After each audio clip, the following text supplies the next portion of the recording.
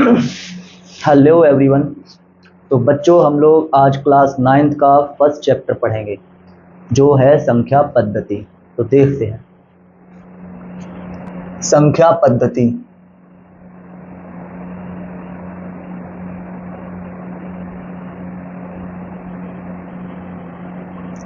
जिसे इंग्लिश में बोलते हैं बच्चों नंबर सिस्टम।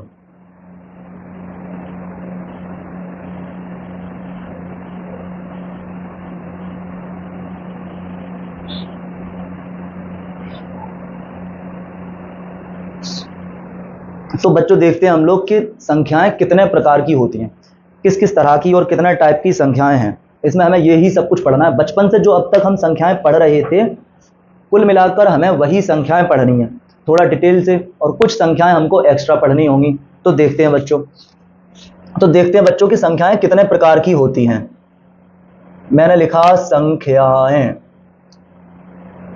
तो बच्चों संख्याएं मैं कहूंगा आपसे कि मुख्यतः दो प्रकार की ही होती हैं, जिनको आप लोग भली भांति जानते हो। ठीक है बच्चों, एक संख्या है गैर दशमलव संख्या।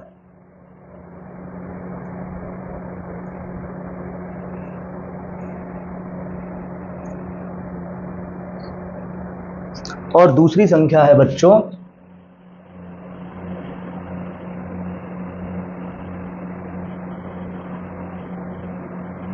दशमलव संख्या। गैर दशमलव संख्याएं हमने खूब पढ़ी हैं, और गैर दशमलव संख्याओं के अंतर्गत आती है नंबर 1 प्राकृतिक संख्याएं।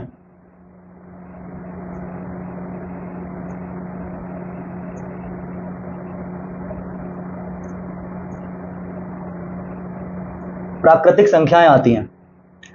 प्राकृतिक संख्याएं मतलब जो प्रकृति में पहले से ही थी, जैसे हम लोग से मतलब शुरू में बिल्कुल मानव जब दुनिया में आए तब भी वो गिनते थे कि 1 2 3 4।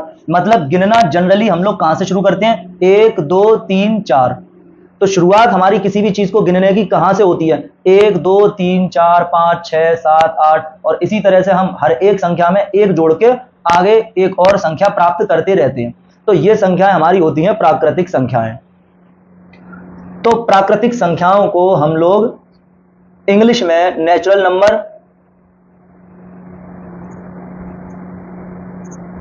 और काउंटिंग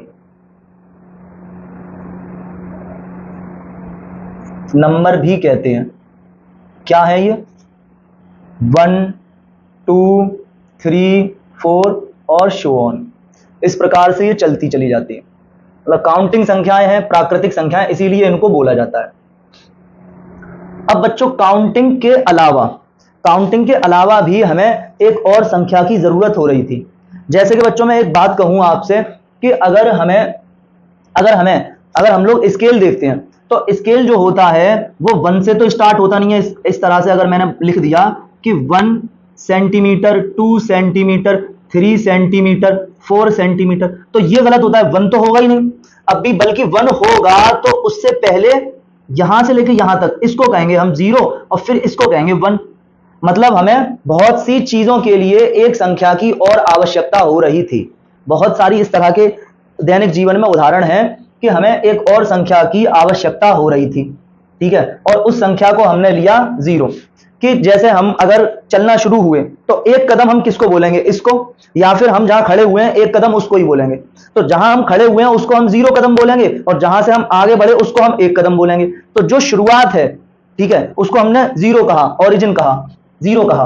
तो फिर जब अगर मैंने इन्हीं संख्याओं के अंदर हमने 0 और शामिल कर लिया, 0 1 2 3 4 5 6 और इसी प्रकार आगे, ठीक है, तो फिर यही संख्याएं क्या कहलाई बच्चों? यही संख्याएं कहलाई पूर्ण संख्याएं। पूर्ण संख्याएं, होल नंबर। यही संख्याएं कहलाई पूर्ण संख्याएं, होल नंबर। इसके बाद बच्चों समझते हैं हम लोग पूर्णांक। पूर्णांक होती है इसके बाद अगली संख्या है पूर्णांक। अगली संख्या है बच्चों पूर्णांक। तो पूर्णांक की अगर हम बात करें तो इंग्लिश में इसको बोलते हैं हम लोग इंटीजर। पूर्णांक शब्द पर अगर हम जाएं तो यह शब्द हमें एक अर्थ अपने आप में बता रहा है कि पूर्ण प्लस अंक, अर्थात पूरा अंक अपने आप में यह शब्द हमें बता रहा है। मतलब कि इस तरह ना हो कि 1.5, डेढ़ नहीं, इसमें एक ही पूरा है और 5 तो पूरा है नहीं, ठीक है। ये 0.5 आधा तो पूरा है नहीं, आधा तो आधा ही है, ठीक है। इसी प्रकार 2 सही 3/2, तो ये भी पूरा अंक नहीं है, ये इसमें सिर्फ 2 ही पूरा है और फिर ये पूरा नहीं है, ठीक है। तो इसी प्रकार से बच्चों हम ये कह रहे हैं कि पूर्णांक मतलब कि पूरा अंक। एक बात तो ये हुई, इस शब्द से पता चली हमें। दूसरी बात क्या है कि पूर्णांक क्या चीज है, कि हमें धनात्मक या प्राकृतिक संख्याओं के अलावा कुछ और चीजों के लिए हमें यह समझना होगा प्राकृतिक संख्याएं हमारे पास मौजूद थीं और पूर्ण संख्याएं भी हमारे पास मौजूद थीं। तो हमें फिर और संख्याओं जो कि पूर्णांक हैं इनकी क्या आवश्यकता थी। इनकी आवश्यकता को समझने के लिए हम कुछ उदाहरण समझते हैं। जैसे अगर हम बात करें टेम्परेचर की, तापमान की, तो अगर कहीं बहुत गर्मी है तो आपने सुना कि आज 30 डिग्री सेल्सियस तापमान है या 40 डिग्री सेल्सियस तापमान है। लेकिन वहीं बहुत सर्दीले इलाकों में आपने सुना -9 डिग्री सेल्सियस तापमान है। मतलब बहुत ज्यादा जब ठंडक हो रही है तो हम उसको ठंडक को किसी और चिन्ह से प्रदर्शित कर रहे हैं और गर्मी को किसी और चिन्ह से प्रदर्शित कर रहे हैं। और दुनिया में हर चीज का उल्टा है, विलोम है। जिस प्रकार सत्य का उल्टा झूठ है, ठीक है, आकाश का उल्टा पृथ्वी है, तो उसी प्रकार यहां पर इन धनात्मक संख्याओं का भी विपरीत है। और क्यों है उसके लिए फिर हम एक एग्जांपल और समझते हैं। अगर मैं बात कहूं कि यहां कोई व्यक्ति खड़ा हुआ था और वो 1 कदम ऊपर पहुंचा, फिर 2 कदम ऊपर पहुंचा, फिर 3 कदम ऊपर पहुंचा, तो 1 2 3, तो ये तुमने कहा 1 कदम, इसको कहा 2 कदम, इसको कहा 3 कदम ऊपर ऊपर, ठीक है ना बच्चों। अब मैं ये कहूं कि ये 1 कदम नीचे पहुंचा, 2 कदम नीचे पहुंचा, 3 कदम नीचे पहुंचा, तो ये फिर 3 कदम नीचे, तो ऊपर का उल्टा यहां हो गया, ऊपर 3 कदम ऊपर और 3 कदम नीचे। लेकिन अगर मैं इस ऊपर को हटा दूं और इस नीचे को हटा दूं तो मैं ये कैसे पता करूं कि इस वाले 3 का मतलब क्या है और इस वाले 3 का मतलब क्या है, ठीक है। मतलब कि इस 3 का, इन संख्याओं का विपरीत ये संख्याएं हो रही हैं, तो इन संख्याओं की विपरीत संख्याओं को, इनको हमने धनात्मक कहा और धनात्मक का उल्टा रखा हम लोगों ने ऋणात्मक, और जिसको हमने इस चिन्ह से, ऋण के चिन्ह से प्रदर्शित किया, -1, -2 और -3। अब अगर ये बोला जाए कि -3, तो ये अपने आप में कुछ बता देगा आपको। यहां बोला जाए धनात्मक 3, तो ये अपने आप में कुछ बता देगा आपको। इसी प्रकार अगर किसी व्यक्ति का घर यहां पर है, यहां पर अगर किसी व्यक्ति का घर है, ठीक है, और एक रोड पर है उस व्यक्ति का घर, एक रोड पर है उस व्यक्ति का घर, आपके दोस्त का घर है। आप अपने दोस्त के घर मिलने गए और दोस्त की मम्मा ने कहा कि 3 किलोमीटर दूर है मेरा बेटा, आप जाओ मिल लो उससे। तो अब 3 किलोमीटर इधर जाएं सड़क पर या 3 किलोमीटर इधर जाएं सड़क पर, या तो वो बोले 3 किलोमीटर राइट या फिर वो बोले 3 किलोमीटर लेफ्ट, तब बात बनेगी। और इसी लेफ्ट और राइट को हटा दिया तो हमने राइट वाली चीज को कह दिया 1 2 और 3, मतलब +3, और हमने लेफ्ट वाली चीज को बोल दिया 1 2 और 3, मतलब -3। तो बच्चों एक और एग्जांपल से हम पूर्णांक की आवश्यकता को समझते हैं कि पूर्णांक की आवश्यकता क्यों है। एक और उदाहरण से हम समझते हैं बच्चों पूर्णांक की आवश्यकता को। तो मैं एक एग्जांपल और लेता हूं पूर्णांक को समझाने के लिए। ये एक व्यक्ति, मैंने बोला कि ये एक व्यक्ति P है और यहां एक व्यक्ति Q है और ये एक व्यक्ति S है, ये 3 व्यक्ति हैं। मैं ये कहूं कि इसके पास 500 रुपए हैं, मैं ये कहूं कि इसके पास 0 रुपए हैं, और मैं ये कहूं कि ये जो S व्यक्ति है ये एक बैंक गया और बैंक से ले आया 1000 रुपए ले आया और इसके पास 1000 रुपए हैं। अब मैं आपसे ये पूछूं कि इन तीनों व्यक्ति में सबसे ज्यादा धनवान कौन है और सबसे ज्यादा कर्जदान कौन है? तो आप कहोगे कि 500 रुपए जिसके पास हैं वो धनवान है, 1000 रुपए जिसके पास हैं वो धनवान नहीं है, बल्कि उल्टा बैंक वाले इसको पकड़ेंगे और मारेंगे जूते ही जूते कि मेरे रुपए दे दो भाई। ठीक है ना। तो ये जो व्यक्ति है इसने क्या किया है, ये उधार लेकर आया, कर्ज लेकर आया, और कर्ज को हम हिंदी में बोलते हैं ऋण। तो ये जो 1000 है ये ऋणवान हो चुका है, ये ऋण है, और ये हुआ धन, और ये हो गया हमारा उदासीन, ना धनात्मक ना ऋणात्मक, ये हुआ उदासीन। तो इस प्रकार हम समझ सकते हैं कि धनात्मक संख्याएं और ऋणात्मक संख्याएं और जीरो का महत्व ये है। तो ठीक है बच्चों, ये हो गए उदाहरण। तो बच्चों पूर्णांक का मतलब क्या हुआ, ये जो एक व्यक्ति का घर था बीच में हमने कह दिया ये है 0, और इस रोड पर तुम जब इधर एक कदम बढ़ाए तो 1, फिर एक कदम बढ़ाए तो 2, फिर अगला कदम बढ़ाए तो 3, और इसी प्रकार चलते चले गए। तो फिर यहां से तुम पीछे भी आ सकते हो, तो पीछे आए तो ये भी 1, और पीछे आए तो ये 1, और पीछे आए तो ये 2, एक और पीछे आए तो ये 3, एक और पीछे आए तो ये 4। तो आगे वाले धनात्मक हैं, अगर ये धनात्मक हैं तो इसके पीछे वाले ये ऋणात्मक बोले जाएंगे, -1, -2, -3 और -4। इस प्रकार ये जो कॉम्बिनेशन हुआ बच्चों, इस कॉम्बिनेशन को, इस पूरे समावेश को हमने कहा पूर्णांक। इन सब के योगदान, योग को हमने क्या कहा, मिला लिया सबको, तो हमने कहा इनको पूर्णांक। तो ये हुए बच्चों पूर्णांक। तो मुख्यतः गैर दशमलव संख्याएं जो हैं वो यही हैं, प्राकृतिक संख्याएं, पूर्ण संख्याएं और पूर्णांक। और पूर्णांक का क्या मीनिंग था ये बात मैंने हर एक यहां पर स्पष्ट कर दी। अब मैं एक बात कहूं आपसे कि क्या सभी प्राकृतिक संख्याएं पूर्ण संख्याएं होती हैं? क्या सभी प्राकृतिक संख्याएं पूर्ण संख्याएं होती हैं? तो इसको इस प्रकार हम समझ सकते हैं कि मैं जैसे ये कहूं कि क्या सभी गिलास बर्तन हो सकते हैं? तो हां, सभी गिलास बर्तन हैं। अगर मैं इसका उल्टा कहूं कि क्या सभी बर्तन गिलास होते हैं, तो यह जरूरी नहीं है कि सभी बर्तन गिलास होते हैं, बल्कि और भी बर्तन होते हैं। ठीक है ना बच्चों। तो इसी प्रकार इस बात को समझेंगे कि 1 2 3 4 1 2 3 4 ये इनमें है, बल्कि ये सारे के सारे इनमें नहीं है। ठीक है ना बच्चों। तो हम इसी प्रकार यहां पर भी कह सकते हैं कि क्या सभी पूर्ण संख्याएं पूर्णांक होती हैं? तो हां होती हैं। सभी प्राकृतिक संख्याएं पूर्णांक होती हैं? तो हां होती हैं, क्योंकि ये यहां इनमें है, ये यहां इनमें है। लेकिन इनका उल्टा सत्य नहीं है कि सभी पूर्णांक पूर्ण संख्याएं होती हैं, तो गलत है। क्योंकि पूर्णांक में धनात्मक के साथ ऋणात्मक संख्याएं भी हैं, 0 से इधर के साथ साथ ये भी संख्याएं भी हैं। और कहा यह जा रहा है कि क्या सभी पूर्णांक जो है वो पूर्ण संख्याएं हैं? तो ऐसा नहीं है बच्चों, ये बात हो गई हमारी गलत। तो हम इन बात को अच्छे से समझें कि गैर दशमलव संख्याएं जो हैं वो हमारी कौन कौन सी हो गई मुख्यतः। अब हम समझेंगे दशमलव संख्याओं को। तो दशमलव संख्याओं में आते हैं बच्चों, हम समझते हैं सर्वप्रथम 2 प्रकार के दशमलव संख्याओं को हम समझते हैं। तो ये हुए, एक तो हुआ शांत दशमलव, और एक हुआ बच्चों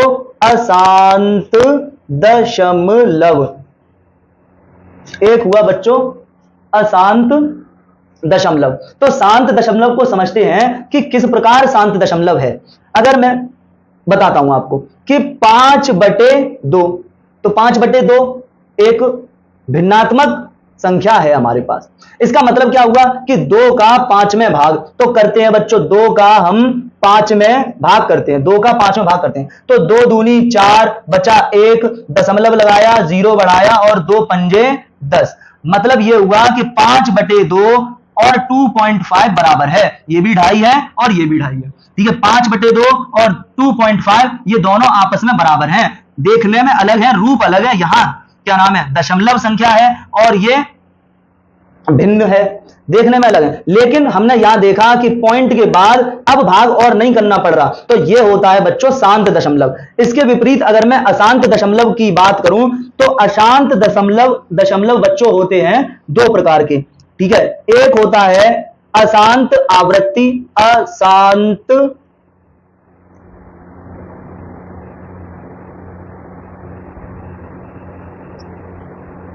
दूसरा होता है अशांत अनावृत्ति। आवृत्ति का मतलब भी मैं समझाऊंगा आपको, और अशांत का मतलब आप खुद बहुत अच्छे से समझ जाओगे। जैसे कि मैं यहां पर कहूं कि 3 का भाग हमको 3 का भाग हमको देना है 7 में, 7 में 3 का भाग, तो 7 में हम करते हैं 3 का भाग बच्चों, तो 3 दूनी 6, 7 में से 6 गया, 1 बचा, पॉइंट लगाओगे 0 बढ़ाओगे, 3 त्रिका 9, फिर यहां पर 1 बचा, पॉइंट लगा हुआ है 0 बढ़ा सकते हैं, 3 त्रिका 9। इसी प्रकार बच्चों ये इधर चलता ही चला जाएगा और ये इधर चलता ही चला जाएगा, तो ये आ गई संख्या 2.333333 और ये इसी प्रकार चलती चली जा रही है। तो ये हो गई अशांत, अशांत दशमलव हुआ। और अशांत किस प्रकार का अशांत दशमलव हुआ? ये अशांत आवृत्ति है, क्योंकि 3 की आवृत्ति हो रही है, बार बार बार बार 3 ही लौट लौट के आ रहा है, 3 की आवृत्ति हो रही है, तो ये हो गया अशांत आवृत्ति दशमलव। और एक दशमलव बच्चों इस प्रकार का होता है 1.12012356812। यहां पर भी ये दशमलव भी अशांत है, चलता चला जाएगा, लेकिन यहां पर कोई भी ऐसी रिपीट नहीं हो रही संख्या, या संख्या भी रिपीट नहीं हो रही और किसी संख्या का ग्रुप भी रिपीट नहीं हो रहा, तो ये हो गई बच्चों अशांत अनावृत्ति संख्या। तो बच्चों ये सभी गैर दशमलव संख्याएं और ये वाली दशमलव संख्याएं, कौन सी? ये आप समझ लें कौन सी वाली, शांत दशमलव और अशांत आवृत्ति वाली दशमलव। इस दशमलव और इन सभी गैर दशमलव की हर एक संख्या परिमेय संख्या होती है। गैर दशमलव की हर एक संख्या परिमेय संख्या होती है, और शांत दशमलव परिमेय संख्या होती है, अशांत आवृत्ति दशमलव परिमेय संख्या होती है। तो परिमेय संख्या को इस प्रकार जान लो बिल्कुल बहुत अच्छे से कि गैर दशमलव संख्या कौन सी है? प्राकृतिक संख्या, पूर्ण संख्या, पूर्णांक, ये सभी गैर दशमलव संख्याएं हैं। तो ये सभी गैर दशमलव संख्याएं और शांत दशमलव संख्याएं और अशांत आवृत्ति दशमलव संख्याएं, इन सब के ग्रुप को हम कहते हैं, ये सभी संख्याएं क्या होती हैं? ये सभी संख्याएं परिमेय संख्याएं होती हैं। ये सभी संख्याएं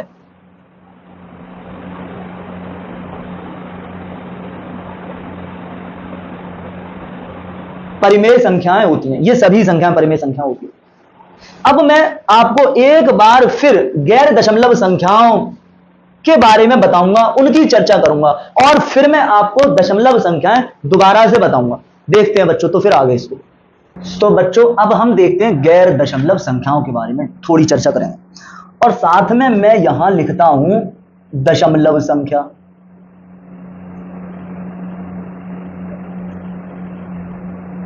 दशमलव संख्या, अब से कहूं कि 1 के बाद दशमलव संख्या लिखो, और मैं ये कहूं कि 1 के तुरंत बाद, 1 के जस्ट बाद में आने वाली दशमलव संख्या लिखो, तुरंत बाद अगली एकदम। तो देखो अगर मैं ये कहूं कि 1.1 है, तो आप कहोगे नहीं सर इससे पहले तो 1.01 आ जाएगी। फिर आप कहोगे, फिर कोई और कहेगा कि इससे पहले तो 1.001 आ जाएगी, इससे भी पहले 1.001 आ जाएगी, इससे भी पहले 1.0001 आ जाएगी। जैसे मैं इसी बात को नंबर लाइन पर बताऊं, जैसे मैंने बोला कि ये संख्या है 1, ये संख्या 1 है, और मैंने माना कि यहां पर एक संख्या 1.5 होगी और यहां संख्या 2 है।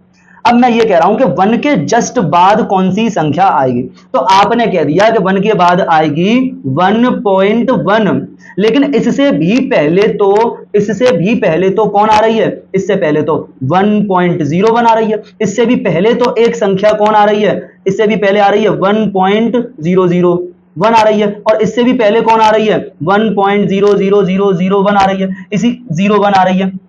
इसी प्रकार मैं ये कहूं कि इससे भी पहले एक संख्या 1.00001 यहां आ जाएगी, या इससे पहले, इस पॉइंट से पहले यहां पर, और इससे भी पहले 1.00001, इससे भी, इस पॉइंट से पहले भी ये संख्या आ जाएगी, और इससे भी पहले 1.0000001 ये एक संख्या आ जाएगी, इससे भी पहले।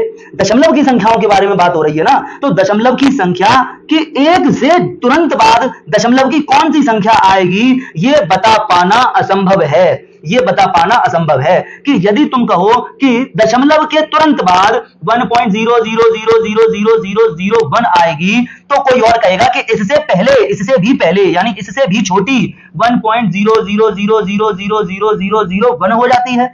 अब इसी प्रकार आप और छोटी कर सकते हो, और छोटी कर सकते हो, और छोटी कर सकते हो। तो 1 के बाद, 1 के जस्ट अगली संख्या बताना इम्पॉसिबल है। दशमलव की संख्या बताना इम्पॉसिबल है। 1 के बाद दशमलव की संख्या बताना इम्पॉसिबल है। ये बात अच्छे से ध्यान रखेंगे। अब हम आ जाते हैं अपनी गैर दशमलव संख्या पर।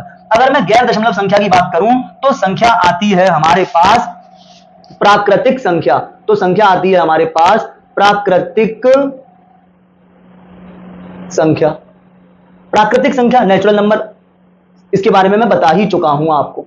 अब हम देखते हैं कि 1 के बाद अगली संख्या जो प्राकृतिक संख्या होगी वो कौन सी होगी। अब यहां दशमलव की तो बात है ही नहीं, यहां पर दशमलव की तो बात है ही नहीं। तो 1 के बाद अगली प्राकृतिक संख्या 2 होगी, 2 के बाद अगली प्राकृतिक संख्या 3 होगी, 3 के बाद अगली प्राकृतिक संख्या 4 होगी, 4 के बाद अगली प्राकृतिक संख्या 5 होगी। यदि मैं आपसे यह कहूं कि यहां पर मैं यदि आपसे यह कहूं कि ये एक है, 1 और 0.5 के बीच में कितनी दशमलव संख्याएं हैं, तो बच्चों उत्तर है अनंत। क्योंकि मैं आपको यह बता रहा हूं कि 1 और 1.5 तो आप छोड़ दें, जबकि 1 और 1.1 के बीच में ही अनंत संख्याएं हैं। जिस प्रकार मैंने 1 से जस्ट 1 से बड़ी ये बताई, लेकिन इससे छोटी ये है, और इससे छोटी ये है, और इससे छोटी ये है, और इससे छोटी ये है, और इससे छोटी और होती ही चली जाएंगी। तो फिर 1 और 1.1 के बीच में, 1 और 1.1 के बीच में तो अनंत संख्याएं हुई। लेकिन अगर मैं तुमसे यहां पर कहूं कि 1 और 2 के बीच में कितनी प्राकृतिक संख्याएं हैं, तो यहां पर हो जाएगा उत्तर 0। 1 और 2 के बीच में प्राकृतिक संख्याएं कितनी हैं, तो 0। मैं यहां पर आपसे कहूं कि 3 और 5 के बीच में प्राकृतिक संख्याएं कितनी है, तो बच्चों 1 है, सिर्फ एक ये है जो कि, ठीक है ना। अब मैं बात करता हूं गैर दशमलव संख्याओं के अंतर्गत पूर्ण संख्या की।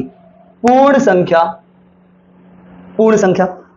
संख्या शुरू हो रही है 0, 1। अब 0 से शुरू हो रही है, पूर्ण संख्या 0 से शुरू हो रही है। 0 के बाद अगली पूर्ण संख्या क्या होगी, तो आप निश्चित ही 1 कह देंगे, क्योंकि यहां पर किसकी बात नहीं होती, यहां पर दशमलव संख्याओं की तो बात ही नहीं हो रही। उसके बाद अगली संख्या आप 2 कहेंगे, फिर उसके बाद अगली संख्या 3 कहेंगे, 4 कहेंगे, और इसी प्रकार आगे चलते चले जाएंगे, चलते रहेंगे। ठीक है, अब बात यहां पर वही आ जाएगी। मैं ये कहूं 0 और 3 के बीच में कितनी पूर्ण संख्याएं हैं, तो आप कहेंगे 2 हैं। मैं आपसे कहूं तो आप कहेंगे 2 हैं। मैं आपसे कहूं कि 0 और 3 के बीच में कितनी प्राकृतिक संख्याएं हैं, तब भी आप ये दोनों प्राकृतिक भी हैं, तो आप कह दोगे कि हां यहां पर भी 2 हैं।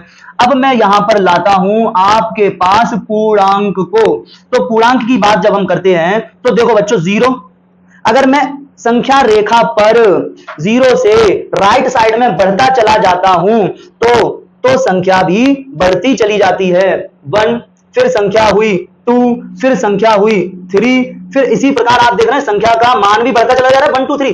तो मैं ये कह रहा हूं कि राइट साइड में जाने से संख्या का मान बढ़ता चला जाता है, मतलब 2 1 से बड़ी है। अगर मैं ये कहूं फिर इसी के विपरीत लेफ्ट साइड में जाने से, तो इसी के विपरीत लेफ्ट साइड में जाने से बच्चों क्या होता है कि 3 से कम हुई ये, 2 और 2 से कम हुई 1, और 1 से कम हुई 0, और 0 से कम हो जाएगी -1, और -1 से कम हो जाएगी -2, और -2 से कम हो जाएगी -3। तो बच्चों एक क्वेश्चन में अगर आपसे ये कहूं कि -3 और -1 में कौन बड़ा है, तो आप कहोगे कि राइट साइड में जो जा रहा है वही बड़ा है, जो राइट में है वो बड़ा है, और जो लेफ्ट में है वो छोटा है। तो यहां एक बात मैंने आपको ये समझाई कि हम किस प्रकार बड़ी और छोटी संख्याएं पहचानेंगे, ऋणात्मक और धनात्मक दोनों केस में। अब मैं आपसे यह कहूं कि -3 और 1 के बीच में, -3 और 1 के बीच में कितनी प्राकृतिक संख्याएं हैं, कितनी प्राकृतिक संख्याएं हैं, तो आप कहेंगे ये भी प्राकृतिक में नहीं है, ये भी प्राकृतिक में नहीं है, ये भी प्राकृतिक में नहीं है। इसका मतलब -3 और 1 के बीच में कोई प्राकृतिक संख्या नहीं है। मैं यहीं पर आपसे प्रश्न दूसरा करूं कि -3 और 1 के बीच में कितनी पूर्ण संख्याएं हैं, तो आपका उत्तर होगा, क्योंकि 1 पूर्ण संख्या है, क्योंकि 0 एक पूर्ण संख्या है, तो आप कहेंगे -3 और 1 के बीच में 1 पूर्ण संख्या है। अब बच्चों यहां तक बात हुई हमारी क्लियर। तो बच्चों प्राकृतिक संख्याएं,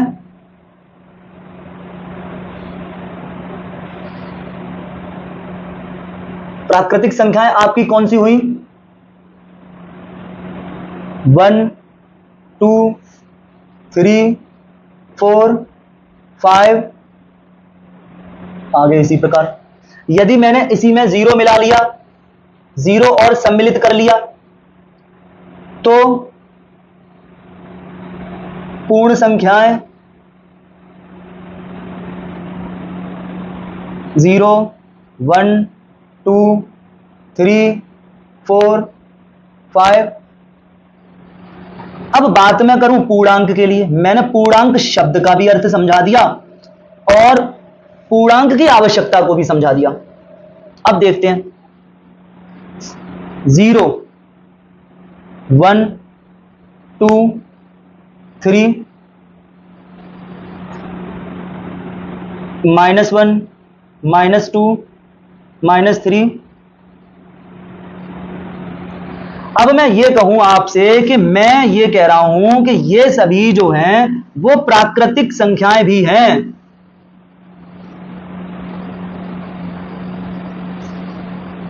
और मैं ये कहूं कि आपसे कि ये वाला जो डब्बा है 0, ये प्राकृतिक संख्याओं में 0 को जब हमने मिलाया तो ये जो सेट बना हमारा, इसको हमने कह दिया कि ये पूर्ण संख्या है। ये पूरा वाला डब्बा 0 को सम्मिलित करके, और इन्हीं प्राकृतिक संख्याओं को हम कहते हैं धनात्मक पूर्णांक। धनात्मक पूर्णांक। और यहां मैंने ये जो ऋणात्मक संख्याएं हैं जिसका मैंने उद्देश्य और आवश्यकता आपको समझाई, तो इनको हम कहते हैं ऋणात्मक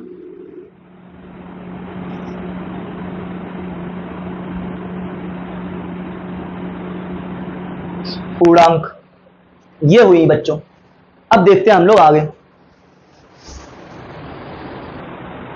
तो देखो बच्चों, सभी प्राकृत संख्या पूर्ण संख्या होती है। देखो सभी प्राकृत संख्याएं पूर्ण संख्याएं होती हैं। तो देखो सभी प्राकृत संख्याएं जो हैं वो यहां है ना, सभी प्राकृत संख्या पूर्ण संख्याएं हैं। 1 2 3 4 5 6 7 8 9 और 1 2 3 4 5 6 7 8 9 10, आगे इसी तरह चलती चली जाएंगी। तो सभी प्राकृत संख्याएं पूर्ण संख्या होती हैं, लेकिन सभी पूर्ण संख्या प्राकृत संख्या नहीं होती हैं, ऐसा जरूरी नहीं है।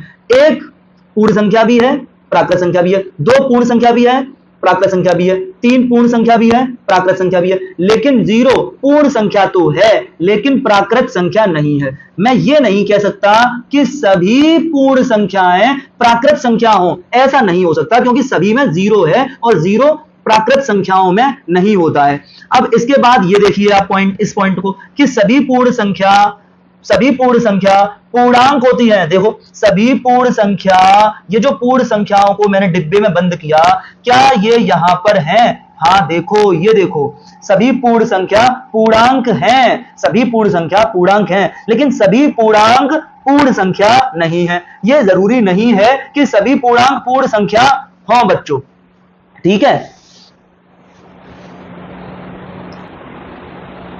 तो बच्चों मैंने ये बात आपको इससे पहले भी बताई थी कि परिमेय संख्याएं कौन सी हैं। सभी गैर दशमलव संख्याएं परिमेय संख्याएं होती हैं, और उसके बाद सभी गैर दशमलव संख्या और सभी शांत दशमलव संख्या और सभी अशांत आवर्ती दशमलव संख्या को सम्मिलित रूप से परिमेय संख्याएं कहते हैं।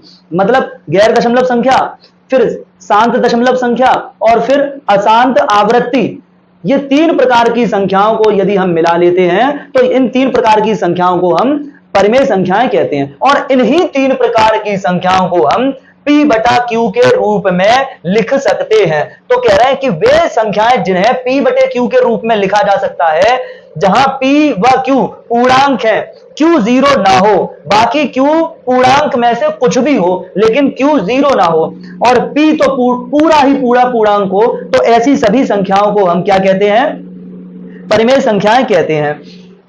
अब मैं आपसे यह कहूं कि कुछ उदाहरण को मैं लेता हूं यहां पर, और मैं आपको यह बता दूं यहां पर कि जो P है और जो Q है वो क्या है, P और Q क्या है। तो बच्चों मैं आपको यह कह रहा हूं कि वे संख्याएं जिन्हें P बटे Q के रूप में लिखा जा सकता है, ठीक है, जहां P और Q पूर्णांक हो, P और Q पूर्णांक हो। अब मैं आपसे यह कह रहा हूं कि ये जो मैंने ये यहां पर सभी मैंने आपके सामने पूर्णांक लिख लिए, ये मैंने आपके सामने पूर्णांक लिख लिया। अब मैं इनमें से ही P और Q को लूंगा, और P को क्या कहना है, P है हमारा अंश, P है हमारा अंश और Q है हमारा हर, Q है हमारा हर। अब मैं यहां पर कुछ भी रखूं, Q को मुझे जीरो नहीं रखना, Q को जीरो छोड़ के मैं ऊपर P है नीचे Q है, P को मैं कुछ भी रख सकता हूं। मैंने ये कह दिया कि मैंने लिया P को जीरो, और Q को मैं कुछ भी कह सकता हूं, तो मैंने Q को ले लिया कितना, मैंने Q को ले लिया -2।